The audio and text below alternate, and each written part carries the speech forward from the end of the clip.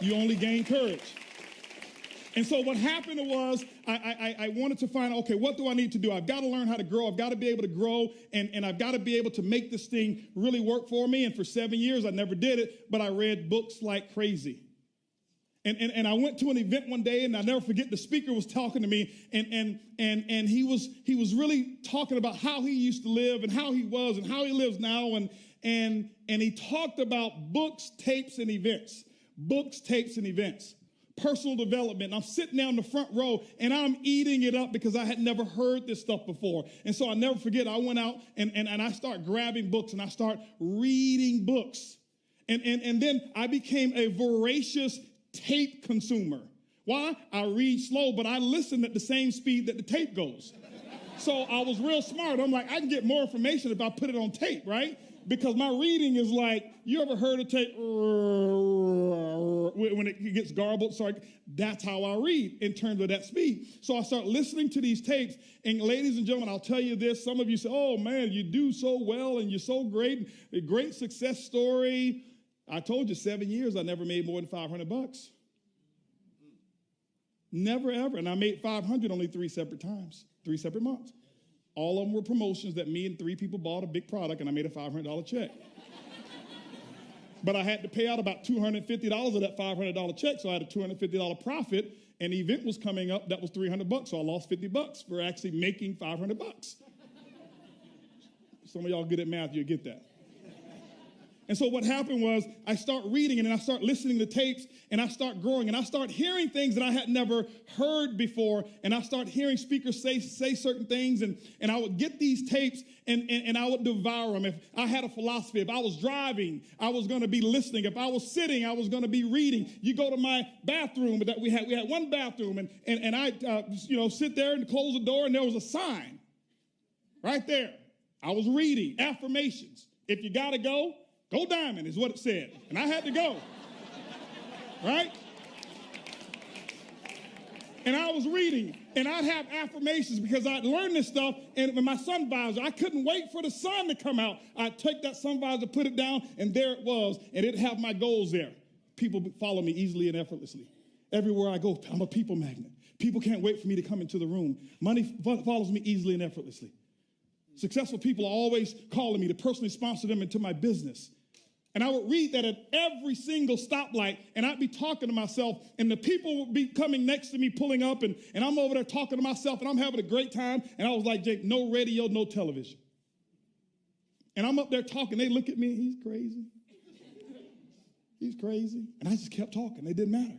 And I start growing. And then I start growing some more. It got to a point where I'd take my tapes and my wife, we were young in marriage at that time, kind of like Jordan and Kristen was, right? We were young in marriage, right? We ain't perfect. I'll let y'all know that. We walk in, everything's, looks all perfect. But we do have some high volume, low PV conversations. I promise you that, okay? Not a lot of volume going on, but a lot of volume, if you know what I'm talking about. But we would, so she like, why are you still listening to the tapes? And so I went out Radio Shack and I bought me a pillow speaker. And I bought that little disc. It was a disc speaker like this. You put it up under a pillow. I learned that voice was nothing more than vibrations. And the vibrations would go through the pillow. I can hear them in my eardrums just like it had a headset on. She couldn't hear a thing. And what I learned was this. I'm a slow reader, fast listener. I'm going to sleep for 6 hours. I'm going to get personally developed for 6 hours. There was a period of time in my life, guys, let me share with you, because some of you look, man, your results are great. I ain't that great. And I don't say that to be humble. I'm just being real with you. I look at these talents that people have and all this stuff and putting PowerPoints together. I probably will spontaneously combust if I had to put a PowerPoint together. I'm serious. And there was a period in my life, I promise you, this is what I want you to get, okay? Many of you want the result, but what I did was this. I listened to more personal development, I believe, than probably any other person on earth. That's my belief. I wasn't in competition with anybody. I wasn't looking at anybody, what else that they were doing, but if I was sleeping, I was listening. It was almost 20 hours a day. I never forget, I took a job throwing newspapers for the Wall Street Journal, 3 o'clock in the morning. People said, man, you doing that? Yeah, you have no idea what tape I listened to last night because it's me and the newspapers. And I got fed, and I got fed, and I got fed, and I got fed, and I got fed. And what was happening is I was changing. I was growing. I was growing. I was changing my belief system. The belief system was changing. And all of that stuff and that yuck that was up in there was transforming. And as it was transforming, my results or my actions started to pick up. And so what are the actions? And so I start working the business, and now what happened is I go out, show the plan, and go out and talk to people, and it was amazing. Now my numbers started to improve. I could have a conversation and look them directly in the eye, and you know what? They start to show up a little bit more. I'll tell you this right here. When you start to grow, I want you to understand, because I'm condensing this here, I want you to understand that death is just as important of the growth process as growth is. Because some of you are only looking for growth. You're only looking for growth. And what happened was this. A lot of my habits died off. A lot of the bad habits, they died away. Golf at that time was an income reducer. It died away. I didn't have time. Television and all of the other stuff, it died away. And I start planting. I start doing the work. First thing I worked on was what? My belief system. I'm talking to you right now as I close out about how I raise the bar and how you can raise the bar. First thing is I worked on my belief system. My belief system. My paradigm. What I thought about certain things. I didn't understand. I didn't have a success vocabulary. I eliminated, and a lot of the words that I used that were income reducing started to die. They needed to die. And what was born? New words like I can, I will. Certainty was born. And then I started to work some more, because if you're going to grow, you got to do the work. You got to plan. So after your belief comes your actions. Put the work in place. And I started to plant those seeds. And I was out, and I knew I had mastered the art of this. And once I did that, I never worried again about money in my life. Ever. I didn't worry about growing an organization. I didn't worry about whether somebody was going to quit. Why? I'm a grower. I'm a leader. I'm a planter. And I would plant, and I'd plant some seeds, and some of them would start to grow. But then I'd also see some of them die. One of my houses that we got 2 palm trees in the front. Earlene and I bought them when we first got started. When we first bought the house, they were 5 feet tall. They were $5,000 a piece, because they're $1,000 a foot. We didn't know that. Now they're about 15 feet, maybe 20 feet tall, so they're worth about 40 grand. And what I noticed is every summer, the largest frond on that palm, on these date palms, the largest fronds, they blossom out, and they look so great, and people come by and they marvel over them, and they get the most attention, and they're the strongest. They make the tree look most attractive. Why? Because they have been growing. I also learned that everything that grows with you won't stay with you. Some of you had some people quit. I was talking to somebody in the back, had a leader quit. Heard the young lady say she had a leader that didn't wake up.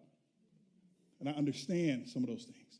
And those fronds was looking so great. And what happened was this here. I noticed that the fronds start pointing in another direction. Why? Because it was getting all the attention for a while. And then it sprouted out like this. And then it went a little like that, got a little older.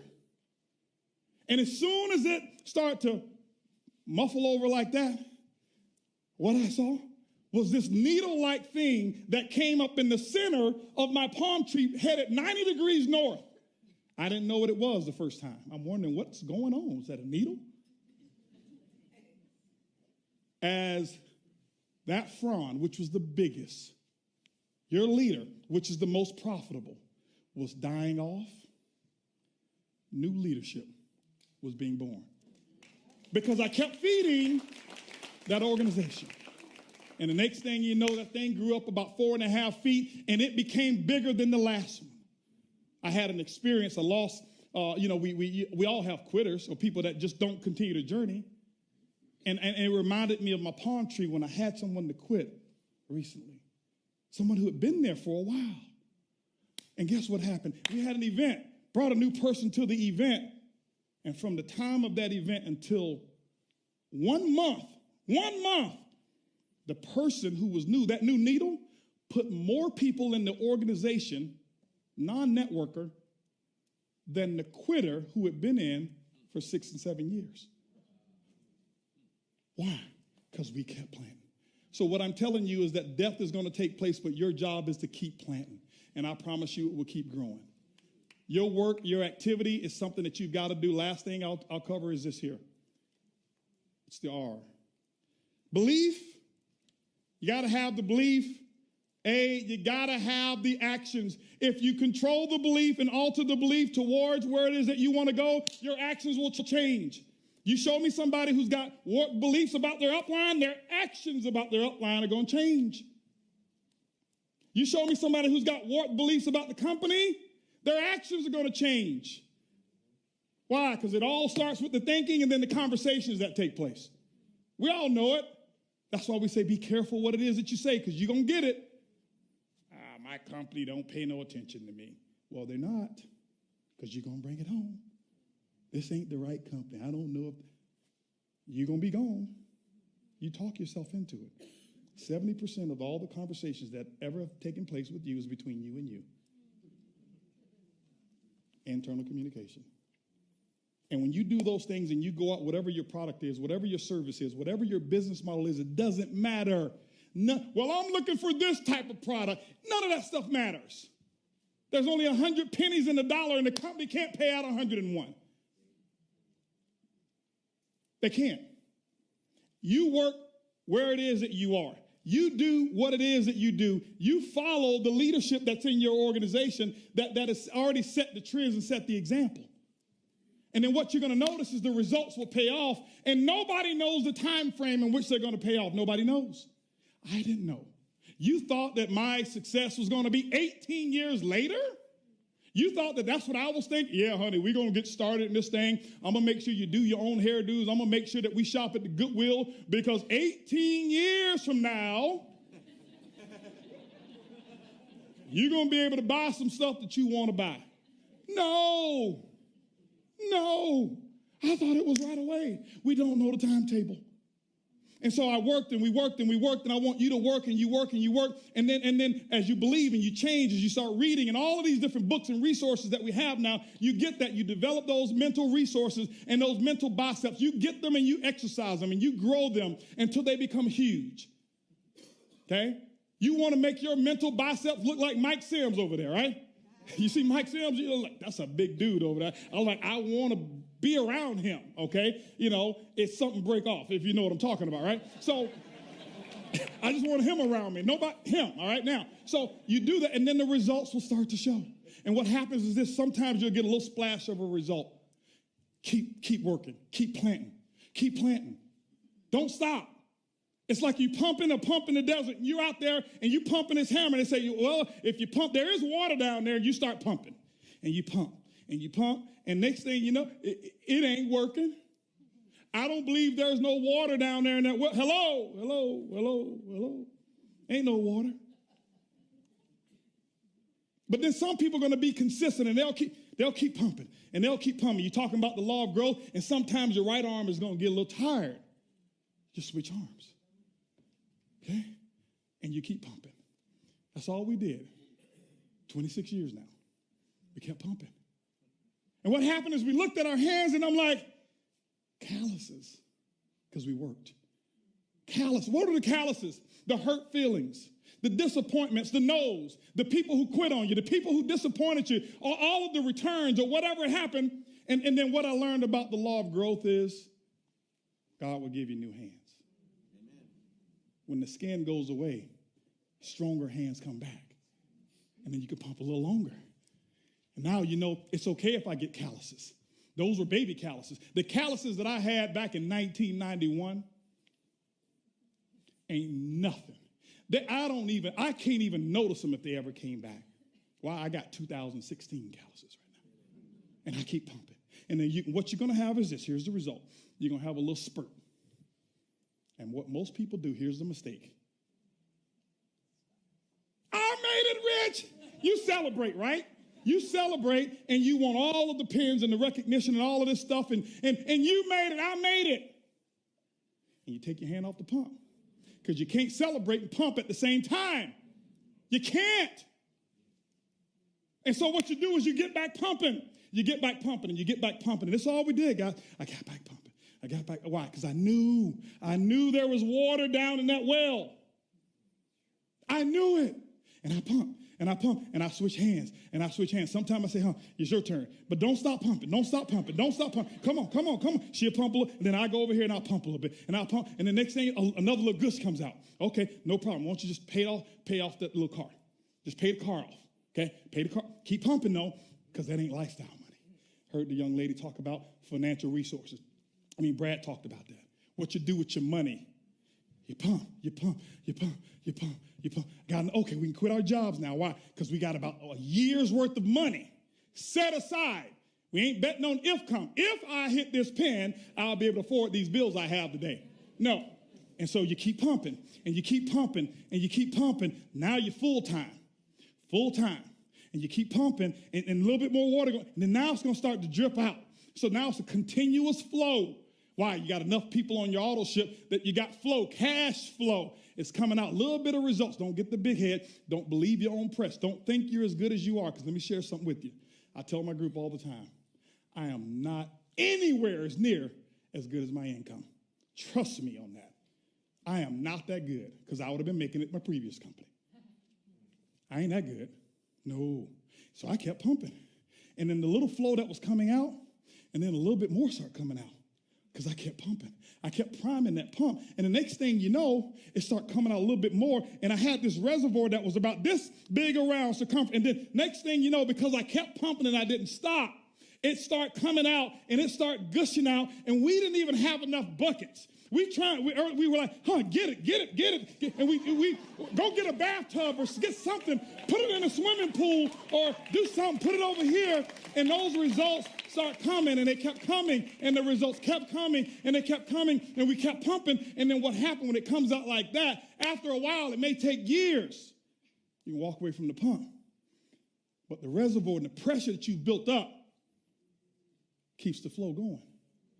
You ain't got to work as hard. I call it the law of decreasing responsibility. In the very beginning, I pumped and I worked the hardest and I made the least amount of money. Now, before, pump the least, make the most amount of money. What are the results? Here's the results. It's not just the money, but we in this for money. So I don't apologize for being rich. I don't. I'm just being candid. I didn't get in to help people. I got in to make some money. Now I develop people. But when I got in, I didn't get in to help nobody. That's me. I'm just saying, no, we're going to help. No, we're going to make some money. So I keep it real. So here's the results. The results is this. You start seeing the results. Start having a little bit more. Start buying yourself some freedoms.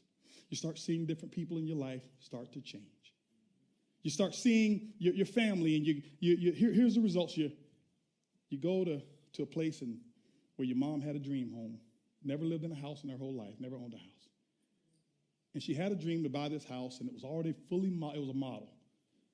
And you bring her home one day after you make sure your mother-in-law takes her out shopping for somebody else's house. So she was happy to go help somebody else. And you bring her back home, and you have 72 family members sitting in. And when she opens the door, after thinking, our cousin bought this house, she's like, yeah. Well, this is the house. I'm so glad somebody in the family got it. And she opens the door, and everybody says, welcome home. And she bawls. I ain't talking about the income. That you can't buy that experience. You take your dad to a restaurant for his birthday. And at the end of the restaurant, he pulled up in some car. But we all walk out, and there's a brand new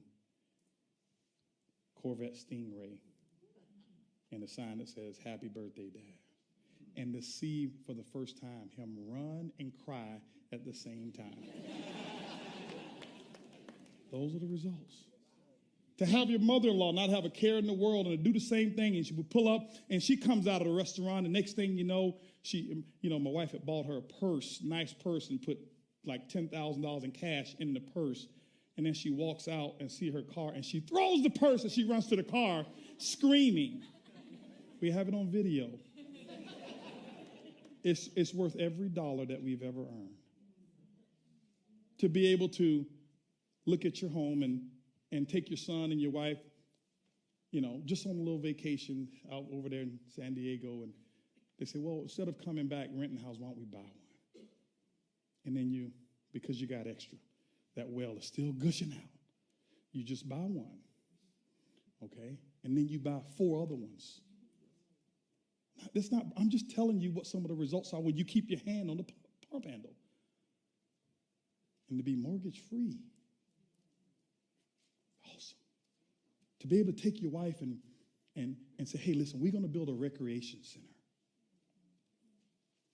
So we bought a building. So we're going to build a recreation center for all the distributors around the family to be able to come and recreate. It was 19,000 square foot recreation center. And we totaled it out, remodeled it. Now it's 30,000 square feet. It's 4 stories. It's got a bowling alley in the recreation center. It's got barber shop in the recreation center. It's got spas in the recreation center. It's got 21 televisions because I gave up TV in the recreation center. 21 televisions in this recreation center. It's got 2 elevators for people to be able to go up and down the recreation center and do whatever it is that they want. And then it's got a shopping area, a boutique, 3,600 square feet, recreation center, completely custom. Private elevator goes up to it. It's got heated floors in the bathrooms. Why? Because it gets cold 2 days out of the year in Houston, Texas.